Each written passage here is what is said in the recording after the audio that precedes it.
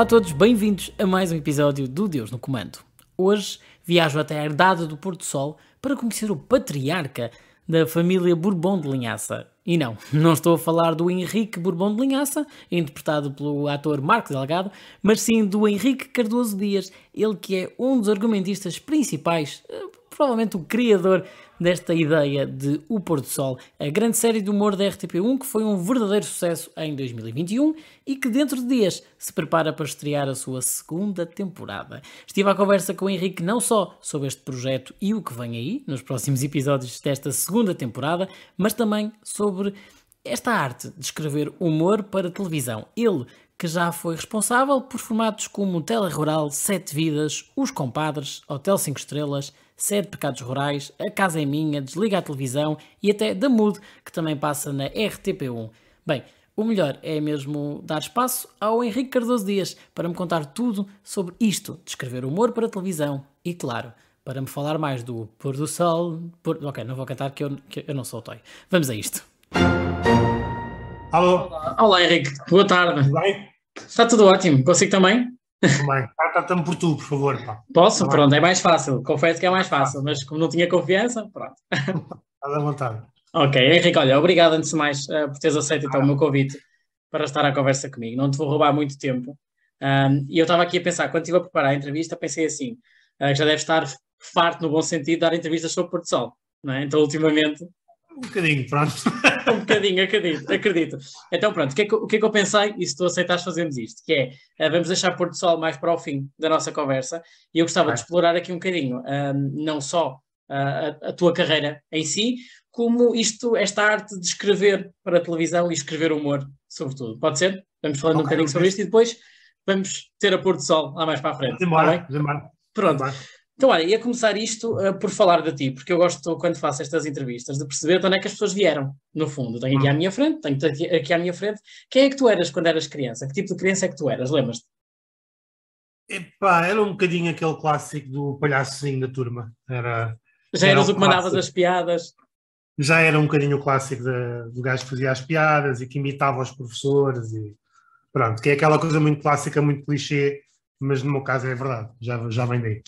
Já aconteceu mesmo isso. E quando te perguntava... Acho que é um mecanismo de defesa. Eu acho que se tu reparares, há muito também a parte dos humoristas, cá a coisa não é muito falada, mas tu fores para os Estados Unidos, principalmente, que há uma certa liberdade que os humoristas têm a falar deles, da infância e tudo, e vês que o humor não vem necessariamente num sítio muito porreiro na infância, ou seja, vem como maneira de defenderes um bocado de algum bullying, defenderes de alguma timidez tua. Ou seja, é uma forma de defesa e de aceitação. Portanto, tu vês que normalmente não vem de pessoas com backgrounds assim muito clássicos e muito felizes. Normalmente vem assim de umas mentes um bocado perturbadas e de umas infâncias assim um bocado peculiares, digamos assim. Suponho que até, pelo menos em casa ou na escola, neste caso, não te davam asas para explorar isso. Cortavam-te um bocadinho as asas. Não davam, claro que sim, claro, davam. Até mais tarde, depois eu fiz o curso de Direito e quando estava a estagiar no escritório de advogados, até o facto de eu fazer piadas e graças era usado na sociedade. Chamavam-me às reuniões para doutor, faça lá aqui aquela piada que você estava aqui ao cliente X, que era uma maneira dos gajos angariarem os clientes, os gajos ficarem contentes. Eu contava umas piadas e tudo. Portanto, serve sempre. O humor é um mecanismo fantástico, socialmente, é um mecanismo fantástico para tu criar as relações e para tu te movimentares. É um lubrificante social fantástico. Falaste aí de teres seguido a carreira de Direito, não é? Teres estudado Direito. Quando te perguntava... Também mesmo, cheguei a acabar e cheguei a trabalhar como jurista. Advogado. Sim. Não, como jurista. Não acabei o estágio, mas trabalhei como jurista. Isso já era um sonho de infância? Quando te perguntavam, quando faziam aquela pergunta clichê... Não. Era a coisa de uns amigos foram...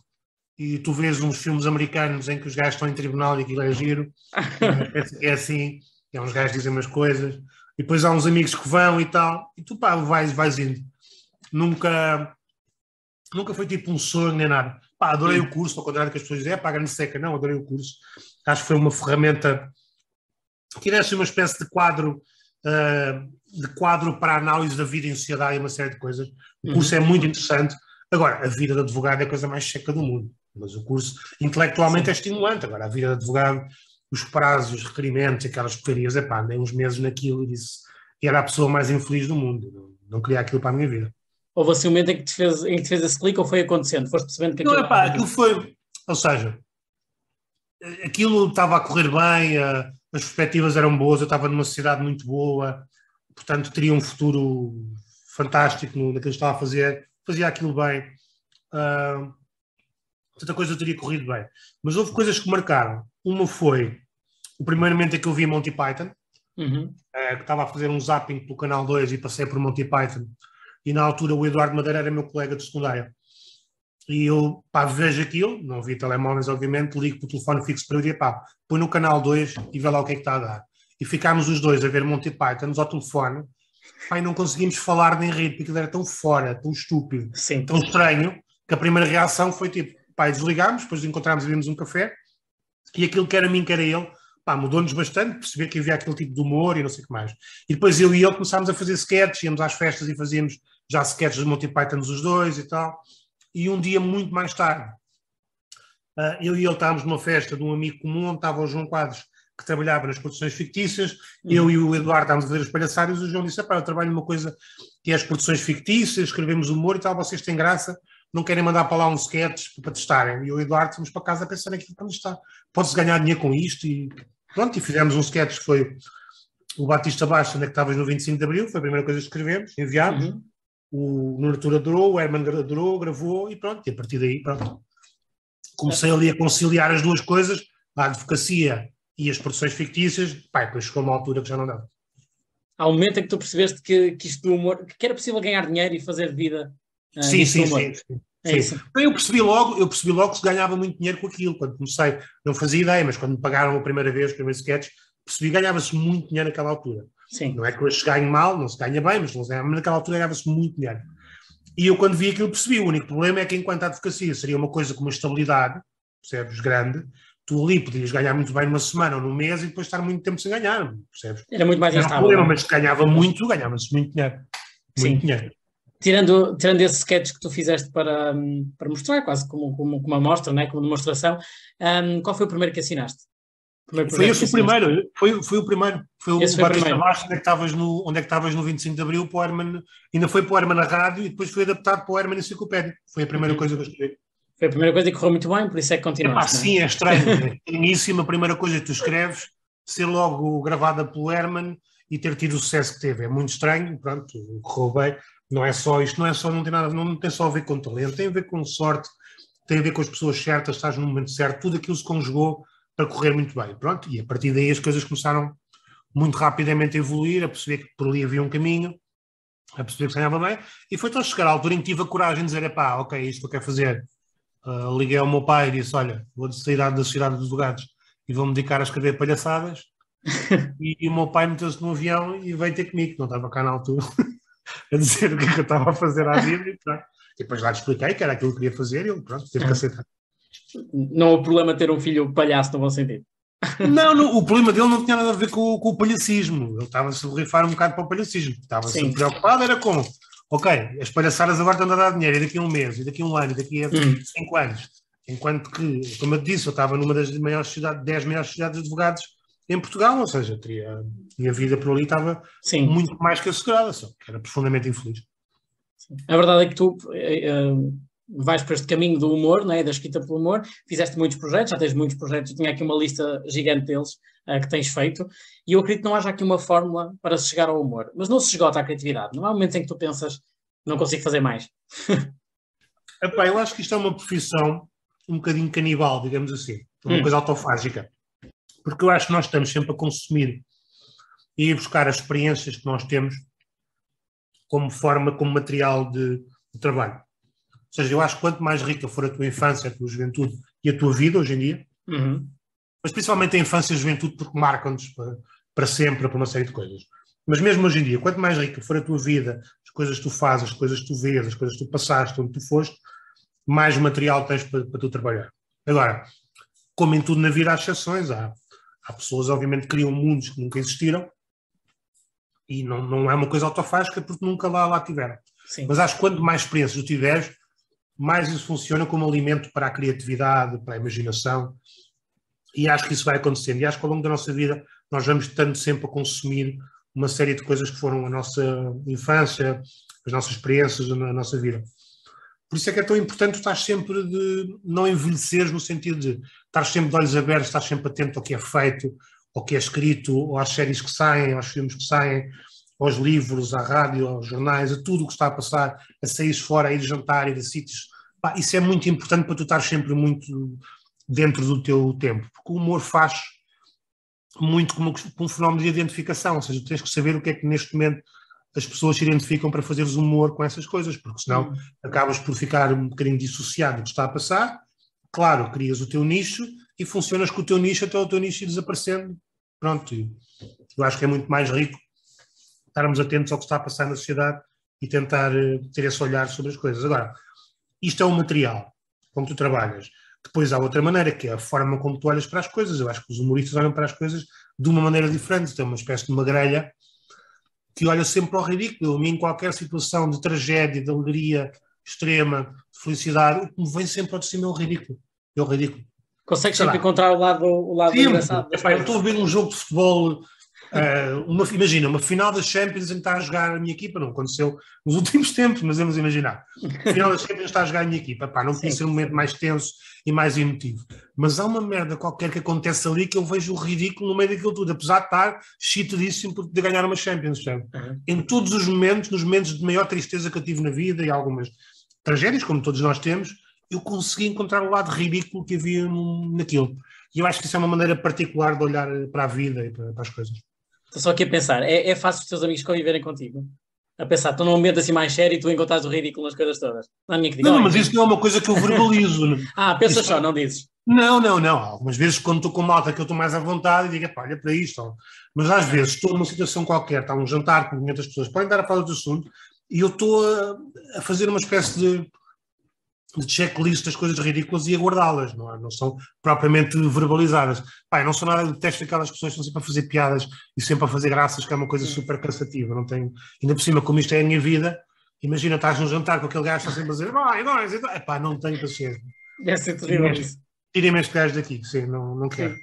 Imagina, sabes que eu tenho conversado com algumas pessoas para este podcast, não só atores como também autores, e queria te perguntar se tu és daqueles autores que têm um momento ou um sítio específico para ganhar inspiração. Imagina, há pessoas que me dizem, eu quando tomo banho ganho inspiração, outros viagens de carro, é quando eu penso nas coisas. Tu tens um sítio ou não? É quando tu Eu sou muito a onda do Saramago, ou seja, que não é, ou seja, não ando Saramago, não é dizer que eu sou Saramago. Sim, eu percebi. De método de trabalho que é, eu tenho que fazer aquilo daquelas horas, sentar-me e trabalhar. Agora, o que me acontece é que muitas vezes estou num sítio qualquer, vem uma ideia e depois, obviamente, há estas coisas maravilhosas que não havia há um tempo atrás e um gajo aponta e tem isto cheio de coisas que eu aponto em alturas completamente ridículas. Curiosamente, o momento em que eu aponto mais ideias, e já descobri que isto não é uma coisa minha, é quando tu estás quase a adormecer, há ali um momento de vigília, que é que tu não estás mesmo a dormir, mas também não estás a acordar, é ali uma espécie de limbo. Sim. Isso é extremamente produtivo para ideias, para coisas completamente fora. E a minha namorada passa-se comigo, que eu acendo a luz muitas vezes, ou a luz do telemóvel para apontar coisas, porque acontece imensas vezes. Já me disseram, que eu não sei se era um Voltaire ou outro autor assim muito conhecido, que vivia permanentemente na cama, entre o dormir e o acordar, e então ia escrever nesses momentos em que estava a dormir e acordar. Porque há ali uma espécie de limbo, em que a tua mente não está tão cerceada pelas coisas reais. Estás ali numa espécie de uma coisa meio etérea, meio de sonho. E tenho ideias absolutamente, umas completamente fora, outras boas, mas são todas muito, muito soltas, muito livres. Aí é um momento em que eu aponto muitas coisas. Agora, tirando isso, há um momento em que eu acordo, tomo um pequeno almoço, sento-me e escrevo. Às vezes eu sei que não está a sair muito bem, mas eu não paro, continuo a escrever. No dia a seguir volto e vejo, isto não está bom, isto não está bom, isto está bom, isto está bom. Agora, o parar, o tipo, não estou inspirado e vou parar. Comigo não funciona assim, mesmo. Tu és muito crítico em relação ao teu trabalho. Estavas a dizer que extremamente. Não, muito. Eu digo-te uma coisa, as versões finais têm que ser arrancadas da minha mão, quase. Porque eu até à última estou a fazer reescrito. Não, sempre. Sempre. Eu tenho que ser tipo, não, tens que enviar. Espera, só aqui uma coisa. Ainda estou... Ainda consigo melhor. Sim. Porque eu sou muito de carpintaria, ou seja, Eu não sou aquela coisa. A Agostina dizem que, não sei se é um mito, se é verdade, dizem que a Agostina escrevia as folhas e tirava e as folhas não tinham uma coisa para tu mudares, uma vírgula, nada, estava tudo perfeito, não havia edição. Pá, eu sou um carpinteiro, eu escrevo e volto atrás e volto e volto. E acho que no humor, então isso não acontece mais. Eu acho que o humor é uma alquimia de palavras. Tu tiras uma palavra do sítio e pôr noutro sítio, muda brutalmente a hipótese daquilo fazer alguém rir e daquilo tornar cómico ou não tornar cómico. Palavras que são cómicas. Eu durante uma altura tinha com uns amigos, com o Eduardo Madeira, com o Filipe Homem Fonseca, o que nós chamávamos as palavras bosque, que eram palavras que eram intrinsecamente parvas, tipo portão. Era uma palavra que nos fazia rir, bosque. Palavras que só a sonoridade têm graça, ou seja, eu acho que o humor tem muito tem parte do conceito, que é um conceito engraçado, ou seja, esta ideia gira, mas depois quando estás a verbalizar, que é a parte que eu gosto mais, é a parte dos diálogos, sempre é a parte que eu adoro mais, eu acho que essa orivesaria de palavras e essa alquimia de palavras é uma coisa fantástica. Tu já fizeste tanta coisa, eu ia-te fazer aqui uma pergunta, mas é uma pergunta um bocado má, portanto vou aqui alterar, porque eu ia-te perguntar, isto é quase como escolher um filho, ia-te perguntar qual foi o projeto que mais gostaste de fazer, mas deixa-me fazer uma pergunta ao contrário, que é, alguma vez escreveste um produto, um texto, e depois quando o viste, em televisão, em cinema, o que é que seja, quando o viste pensaste, não estava assim tão bom quanto isso? Quantas vezes, aliás, dá um delay de 5 anos àquilo que escreveste e custa-te a olhar. Sabe, 5 anos depois tu olhas para aquilo e é tipo há assim um momento um bocadinho cringe em muitas coisas que fizeste, outras não, mas acontece muito.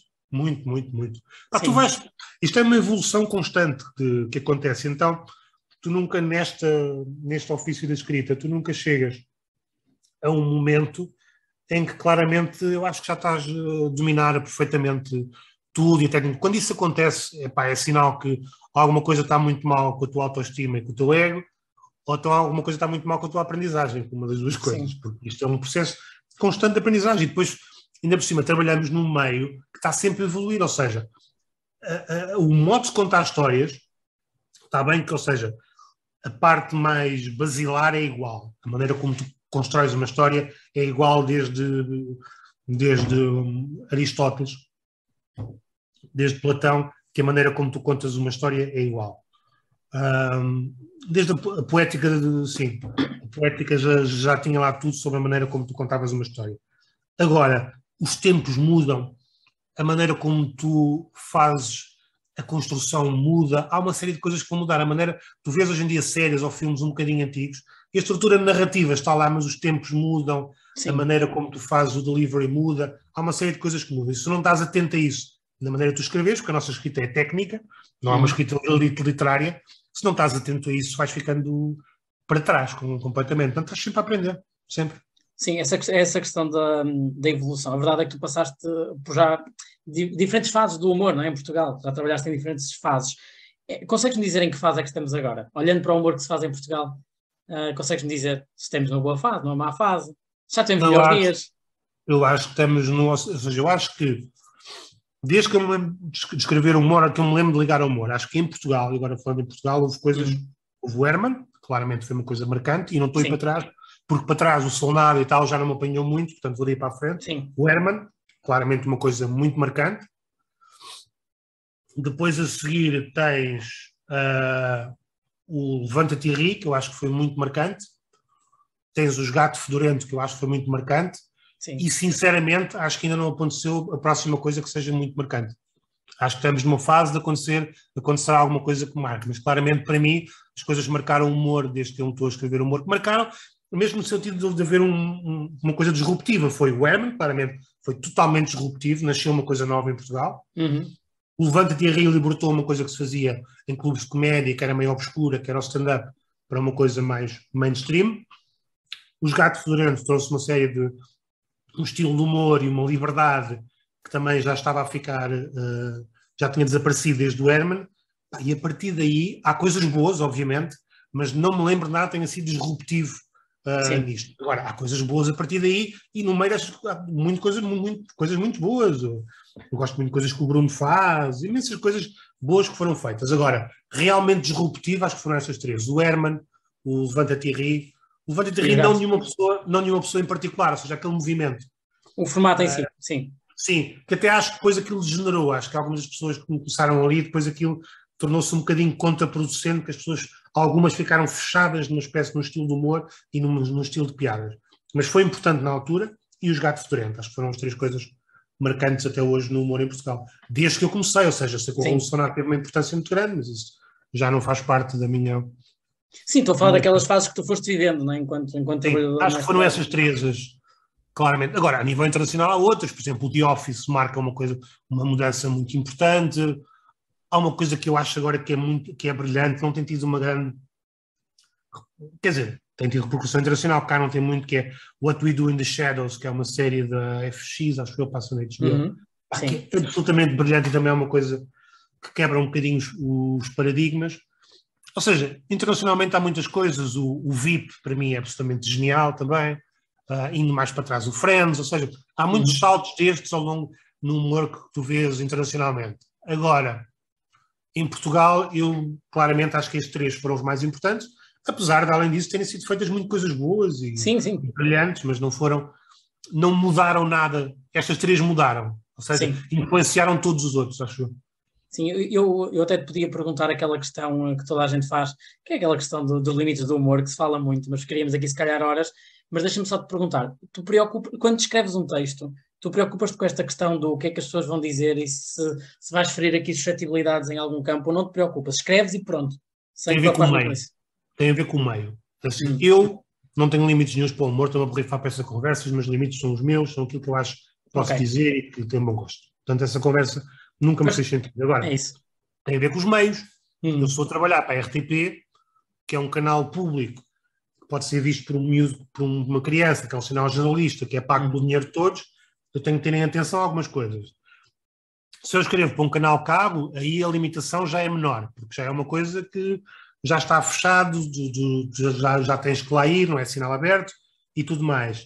Se escrevo para uma plataforma, mais ainda, mais liberdade ainda tenho, porque os limites são diferentes. Escrevo uma coisa para um sketch para a net, para uma coisa qualquer, a liberdade é maior, e depois ponho coisas no meu Facebook ou no meu Instagram, estou a borrifar para os limites ou para aquilo que acho, escrevo aquilo. Portanto, é uma questão do meio onde eu estou. Só por isso, simplesmente. Claro. Onde é que eu faço a análise dos meus limites do humor? É quando eu faço as minhas coisas no meu Instagram ou no meu Facebook, quero dizer aquilo que eu quero. E aí não tenho limites absolutamente nenhum, a não ser os meus. Mais ninguém me impõe limites, tenho eu os meus. Sim, adaptas consoante o meio, como dizias. Consoante aquilo onde vai ser mostrado. Sim. Sim, tu escreveste recentemente, não foi há muito tempo, o Desligar a Televisão, não é? Para a RTP1 também. Sim. Aí acabaste de fazer sátira a muitos programas de televisão, à televisão em geral, mas também fizeste aqui pequenas sátiras às novelas. Foi isso que te fez despertar o bichinho para depois escreveres Porto Sol não, também? Já vinha, não, isso já vinha há muito tempo atrás. Quando eu conheci o Nicolau Braga, portanto, imagina os anos que isto foi, começámos a falar e tal, ele também, obviamente, tinha um grande fascínio pelo humor e também tinha esta maneira de olhar para o mundo em que via humor em tudo. Estava sempre a contar histórias engraçadas, era um contador de histórias fantástico. E uma das coisas que eu sempre lhe disse, gostava de fazer, a primeira vez que eu lhe disse que gostava de fazer uma novela, a gozar com novelas, ele ficou maluco, disse, eu adorava fazer isso. Porque ele já fez o Moita Carrasco, já tinha feito uma coisa, eu adorava fazer uma coisa grande, em bom, com dinheiro, e cada vez que jantávamos a conversa era sempre o mesmo, e a novela, e temos que fazer a novela. Aquelas, sabes como é que é, conversas do texto que são internas. O tempo de tomar um café, não é? Exatamente. Mas a única coisa que era sempre comum nas conversas é que tinha que entrar o Manuel Cavaco. É engraçado. Dizíamos sempre, o Manuel Cavaco tem que entrar. E ele tem que entrar, tem que entrar. Tem que ser um caseiro, não sei como é, porque era um papel que ele estava muito ligado, o Manuel Cavaco. E isso, a ideia vem daí, mas depois, vai ficando lá para trás, porque é sempre caríssimo, caríssimo, caríssimo. Sim. E depois um dia, durante a pandemia, o Pureza liga tinha feito o Desligar a Televisão, liga ao Rui Melo e pergunta, o que é que vamos fazer a seguir? Tens alguma ideia? E o Mel disse, eu não tenho nada, mas o Henrique está a andar há muito tempo com uma ideia de fazer uma novela. E ele, isso era espetacular. Ligam-me, e percebemos que temos os 3 esta ideia fantástica, era tão bom fazer uma novela, e pronto, começámos a trabalhar a partir daí. Quanto tempo é que demoraram mais ou menos a chegar à história principal? Ou seja, que isto tem várias fases, ou seja, uma primeira fase é uma coisa muito embrionária, que é passado numa quinta, os gajos têm um cavalo, têm cerejas, o cavalo anda para trás, pronto, a coisa mais genérica. Isto durou para aí 2 semanas em Zooms. Depois, a partir daí, eu peguei naquilo tudo e comecei a cozer uma história. Isto aí demorou mais algum tempo. Uhum. Depois ainda falei com o Roberto Pereira na altura, porque eu queria alguém que tivesse experiência de novelas, para me ajudar a fazer ainda esse storyline todo. E depois passei para a escrita dos guiões, portanto, o processo todo foi muito longo. Vocês fazem um episódio piloto para mostrar à RTP? Ou... Fizemos, nós percebemos que, se chegarmos lá com um guião, são mais uns que querem fazer uma novela a gozar, porque isto é uma ideia muito original, na verdade. Mais uns querem fazer uma novela a satirizar novelas, pronto. E pensámos, o que nós queremos fazer tem que se mostrar. E então, eu dei o meu tempo, os atores deram o tempo deles, com a promessa, obviamente, se fosse para a frente, eles iriam fazer os personagens, o Manel investiu o tempo dele, o dinheiro dele, o Rui Melo investiu o tempo dele, o dinheiro dele, tudo. Fizemos, apresentámos ao Fragoso, e ele assim que viu, é muito mais fácil, percebeu logo. Claro, cá em Portugal nós temos esta coisa que o piloto é financiado por nós.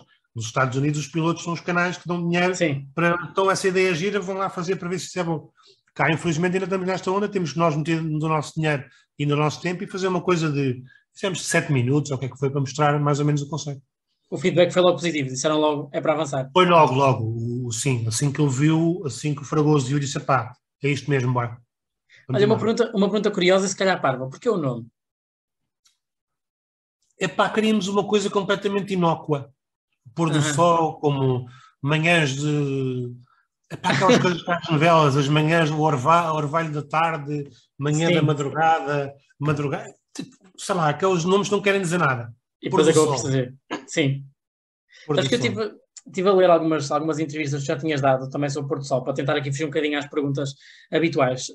E tu disseste numa entrevista, classificaste a indústria noveleira e disseste que evoluiu muito, mas que sentias que se tinha tornado um bocado um eucalipto nos últimos tempos, não é? Que estava a secar um bocadinho as coisas à volta. Em relação às novelas?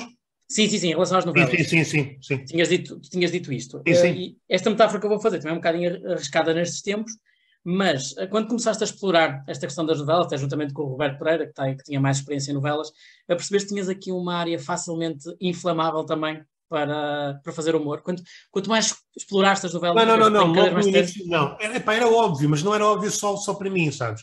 Isto não é uma coisa que nós não descobrimos a pólvora. Isto era óbvio, qualquer pessoa do humor que olhasse para as novelas percebia o potencial cómico. Eu acho que onde nós fomos um bocadinho diferentes é o que é que nós, ou seja, o caminho com que nós pegámos essas coisas risíveis. Nós fomos para o nonsense. E isso é que foi uma coisa um bocadinho diferente. Ou seja, tu podias pegar naquelas coisas risíveis e fazer outro tipo de humor. E nós fomos para o humor um bocadinho mais arriscado, que é o humor que eu, o Manel e o Rui gostamos. Que é o nonsense. Essa foi a diferença, porque sketches a gozar com novela, já imensos sketches foram feitos a gozar com novela. Agora, nós fomos para o absurdo completo. É um cavalo que corre para trás, quer dizer, assumimos algumas coisas típicas que todos fazem, o pequeno almoço da novela, está tudo a comer grandes cenas, mas depois o que é que eles comem? É um arroz de rodovalha, perdiz das Himalaias. Ou seja, o nonsense é que eu acho que foi aqui o toque que fez a diferença, acho eu. Daquelas personagens que nós já conhecemos, portanto, da primeira temporada, tens alguma que deu assim um prazer especial criar? Foi o personagem do Rui Melo, claramente, que me deu mais gozo, o Simão. E também é mais complicada? Ou tiveste outra assim mais complicada de construir? Não foram, nenhuma delas foi complicada, ou seja, nenhuma foi... Havia uns que davam mais gozo a escrever e outros menos. O Simão foi dos personagens que mais gozo deu a escrever, claramente. Sim. Porque era a cena do partido, que já está, que surgiu antes, o partido COP e tudo aquilo, levou aquilo para um nível de estupidez e de insanidade, que com aquele personagem tudo era permitido. Sim. Outro personagem que me deu muito gozo de fazer foi a Maria da Piedade, feita pela Noémia Costa. Também me deu um gozo tremendo. Provavelmente esses dois foram aqueles que deram mais gozo a escrever. Agora, obviamente tenho uma ligação quase afetiva com todos os personagens, não é? Imagino. Há sempre uns que tu, quando te sentas a escrever uma cena daquele personagem, parece que ganhas ali uma pica especial, e com o Simão acontecia nisso. Eu tenho a certeza que não vou estar a spoiler ninguém, porque já toda a gente viu em Portugal e não só, mas quando vocês ressuscitam a personagem do Simão, o Simão no final da primeira temporada, já era a pensar numa segunda, ou foi só, não, temos que fazer este clichê da personagem volta? Era um... Não queríamos terminar de uma forma redondinha, queríamos deixar no ar. Se voltasse, não voltasse. Não foi a pensar, vamos fazer isto que assim volta. Não, foi só, não queremos terminar isto redondinho, vamos deixar aqui uma coisa e logo se vê. Não foi a pensar exatamente na segunda temporada. Mas estavam à espera deste sucesso todo. Quando começou a série no ar e Não, não, começaram a não, ver as não, não, reações? estávamos, não. De Ninguém todo. estava à espera, todos tínhamos um desejo que corresse bem, mas ninguém estava à espera que mesmo correndo bem, corresse tão bem quanto correu, que apanhou-nos de surpresa a todos, ou seja, nós ao início, eu acredito que o Nonsense em Portugal resulta, aliás, basta ver, o Herman começou o sucesso que teve com tal canal com o Nonsense, não é? Com o Sim, Nonsense. A gente esquece que ele, hoje em dia o humor que ele faz é um bocadinho diferente, mas a gênese dele está lá, é isso que ele faz bem.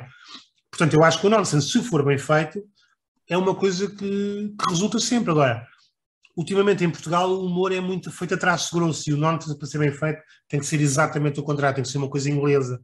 Tu não uhum. podes exagerar nos movimentos, não podes exagerar naquilo que dizes, em tudo mais, tem que ser uma coisa contida. E ultimamente o humor em Portugal não vive muito da contenção, infelizmente, vive mais uma coisa mais histriónica. Portanto, era arriscado. E nós, com esse risco, sabíamos que, epá, eu acho que vai correr bem, eu acho que há público, mas vamos lá ver, estávamos todos um bocadinho receosos. Não, Sim, quando fomos apanhados, de repente, toda a gente falava daquilo, era mimos por todo lado, e o sim. Twitter, e toda a gente, e o telefone não parava, e entrevistas, pá, foi uma coisa completamente avassaladora, ninguém mais estava à espera. Sim, vocês tiveram imensas pessoas na internet a comentar a série. Vocês também já disseram várias vezes que muitos atores vos ligavam e mandavam mensagens a Sim, dizer que queriam claro, participar. claro. Mas aconteceu terem autores de novelas a dar-vos parabéns ou a dar-vos algum feedback? Claro, sim, sim, imenso, imenso, Também. imenso. Claro, claro que sim. Aliás, imensos, eu conheço vários autores de novela, pá, e que às vezes lá está com esse meu olhar para o ridículo, às vezes mandava-lhes mensagens a dizer, pá, aquela cena e não sei o quê, e eles próprios diziam, pá, se um dia se pudesse fazer uma coisa a brincar com isto, eles próprios tinham essa noção, não Sim. é? E toda a gente, todos esses autores, mandaram mensagens a mim, ao Manel, que realizou novelas, ao Rui, que fez novelas, todos, todos. Não houve ninguém que ficasse melindrado com isto. Ao princípio, sim, antes de estrear, as pessoas quando disseram, mas isto é uma sátira às novelas, começaram a pensar que era uma coisa um bocado sobranceira, altiva, tipo, ali estão os que fazem novelas e aqui estão os atores e a malta que faz Havia toda coisas uma realmente de separação. relevo. Uhum. Quando viram que eram os próprios atores de novelas que faziam, quando viram que fomos buscar também para ajudar uma pessoa que também escrevia novelas, quando viram que o realizador fazia novelas e que não era uma coisa sobranceira, aí sim perceberam e eles próprios brincaram com as coisas que eles fazem. Sim. Eu acho que é fantástico um ator de novelas conseguir ter o sentido do humor e a, e a humildade e o discernimento conseguir sair daquele registro e vir brincar com o registro que ele faz, eu acho fantástico. Sim, eu há uns tempos, há cerca de 2 meses, entrevistei o José Carlos Pereira e ele dizia precisamente isso. Quando eu falava de Porto Sol, ele dizia: eu fiz cenas que eu pensei, eu já fiz isto em Yeah. novelas, a sério. Portanto, eu aqui estava a satirizar esse momento. O sucesso foi tão grande que vos encomendam uma segunda temporada. Isto aumentou a vossa pressão relativamente àquilo que vocês estavam a Epá, escrever? brutalmente, foi Foi? horrível. Foi Muito mais horrível. complicado de escrever? Epá, sim, muito mais e foi horrível o início. Eu andei a protelar, havia altura que era só para a semana, para a semana, não tenho aquilo. Até que passou-se quase 15 dias e eu pensei, tive que parar um bocado e pensei, porquê que eu estou a atrasar isto tudo? E percebi, porque eu estou cheio de medo. É só por isso que estou cheio de medo. Estava cheio de medo e depois pronto, tive um bocadinho a pensar e disse, não vale a pena isso assim, não faz sentido nenhum, bora lá divertir-me como diverti da primeira vez. E pronto, e depois começas a escrever e a coisa começa a entrar e ali, pá, é um terço, teres começado no processo, já te esqueceste e já vais. Mas a parte inicial, foi muito, muito complicado. Os primeiros episódios reescrevi muita coisa, porque Sim, estava muito inseguro com o medo, é o medo do segundo álbum, é normal. pois. Mas agora que já viste, pois já viste Não, completamente seguro. feliz, ou seja, tu podes, há sempre aquela pergunta, achas que vai ser um sucesso? Não faço a mínima ideia. Agora, estás feliz com aquilo que fizeste? Estou muito feliz com o que fiz, que é o que interessa. E o que é que podemos esperar? Sem grandes spoilers, o que é que podemos esperar nessa Epá, segunda temporada? ou seja, nós ali achámos que o público já tinha percebido os códigos, já tinha percebido que estamos a fazer nonsense e já tinha percebido um bocado o universo em que nós nos movimentamos. Nós, durante a primeira temporada, fazíamos sempre uma coisa, eu, o Manel e o Rui, que era, fazíamos uma cena era filmada ou escrita e a pergunta era, isto poderia acontecer numa novela? E se pudesse acontecer numa novela, sim. Se não pudesse, não. Desta vez já tivemos um crivo um bocadinho mais largo. Ou seja, já percebemos que as pessoas percebem o nonsense, então já vamos arriscar às vezes subir um bocadinho mais no amplificador aqui. Não vamos ao 10 ainda, mas vamos ali ao 6, 7, Sim. porque acho que as pessoas já estão preparadas. Portanto, está um bocadinho mais arriscado. O que é que quer dizer arriscado? Mais fora, um bocadinho mais louco e um bocadinho mais estúpido. Sim. Vocês já disseram também que não está previsto escreverem uma terceira temporada, mas olhando agora para trás, já percebi, olhando agora para trás para estas 2 temporadas, falta-te algum clichê de novela? Algum que tu não tenhas usado? Faltam. Faltam? Então se calhar Não temos a imagem... vou dizer aqui, pois. Sim, não digas, sim. Mas faltam, obviamente que faltam. Aquilo é um mundo inesgotável, pá. É um mundo das novelas, são um mundo inesgotável. Ou seja, eu acho que já fomos a muitos dos principais e vais ver que na segunda temporada ainda fomos a mais alguns. Não tínhamos ido, mas não, isso não faltam. Clichês e materiais não faltam. Pá, nós é que achamos que se calhar já chega, não queremos... Tá bom.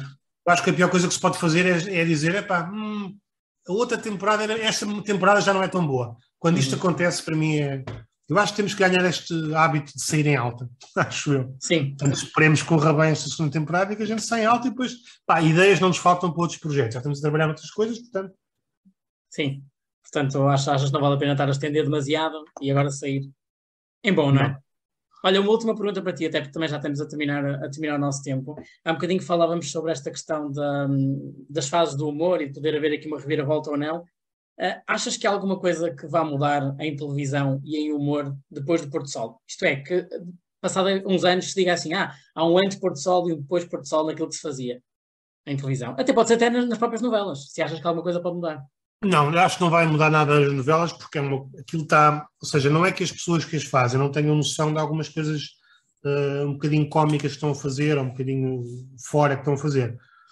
O que acontece nas novelas é que a maneira como está montado um negócio, do ponto de vista, as horas têm que ser feitas, os minutos têm que ser feitos, não dá para fazer de outra maneira. Portanto, acho que isso não vai mudar. O que eu espero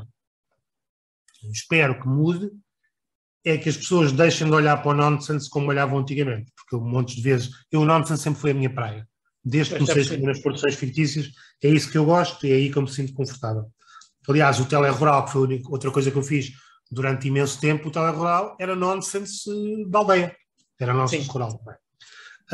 O que eu acho que isto pode trazer, e gostava que trouxesse, acabar o estigma com o nonsense. Se alguém for um diretor de canal ou apresentar um projeto de humor que seja uma coisa nonsense, não lhe digam, como diziam a mim muitas vezes, não, nonsense não vale a pena, isso é muito fora, ninguém acha graça a isso. Se contribuir para isso, para mim já fez uma coisa muito relevante para o humor em Portugal. Quanto ao resto, não faço ideia. Não faço ideia. Acho que isso já foi uma conquista, mas a primeira temporada deu para perceber isso, vamos ver agora na segunda. Vamos ver. Mas esperemos que sim. Henrique, olha, não te tomo mais tempo, muito obrigado. Então vá, um grande abraço. Tchau, um abraço. Bem, se houvesse alguém que estava em dúvidas entre ver ou não ver esta segunda temporada do Pôr do Sol, eu acho que ficaram desfeitas, não é? Claro que vão ver, não é? Ninguém vai perder esta segunda temporada, estes novos capítulos da série que em 2021 parou o país e que agora em 2022 promete voltar a fazê-lo. Pôr do Sol estreia dia 8 de agosto na RTP1. Obrigado mais uma vez ao Henrique Cardoso Dias por este bocadinho, esta conversa incrível que teve comigo. Foi bom porque pela primeira vez aqui no Deus no Comando falamos sobre humor em televisão e logo com alguém que percebe e muito do assunto, já que foi responsável e é responsável por muitos dos grandes sucessos de humor em Portugal. Curiosamente, praticamente todos na RTP1. Bem, mas isso vamos deixar para o outro capítulo do Deus no Comando. Para já, o meu conselho é o do costume. Sigam religiosamente a televisão nacional. O Deus no Comando está de volta para a semana. Até lá.